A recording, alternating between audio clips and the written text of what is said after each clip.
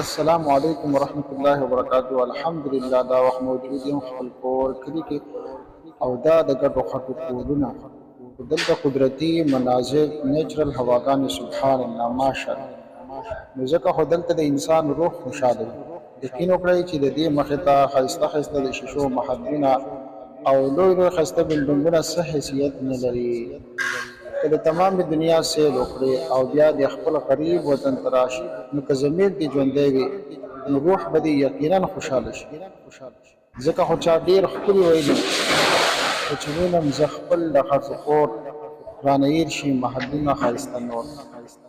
او شاعر ډېر ښه ویلي دي چې ما لیدلي د پیرنګ ښکلي جازونه چې لاندې ترې غورځنګ وهي سیندونه او ما لیدلي محلونه د لندن جنکۍ مستې ازادې ګل بدن ماشاءالله. دلته د شاعر مطلب دا دی چې د دې هر څه ښایست د نیچر ښایست ته نه رسي. او لکه علي حیدر بابا چې ویلي چې بوتان د سینما په حورو بولې د جنت حورې سبا لیدلی نشي.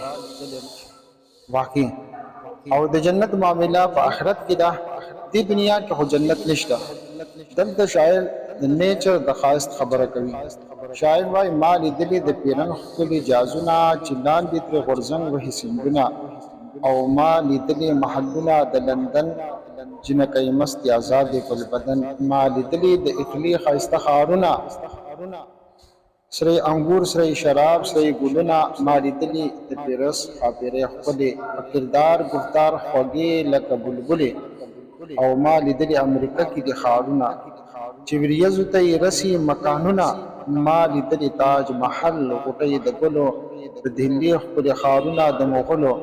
خو چې وینم زه خپل د خټو کور رانه هېر شي محلونه ښایسته نور.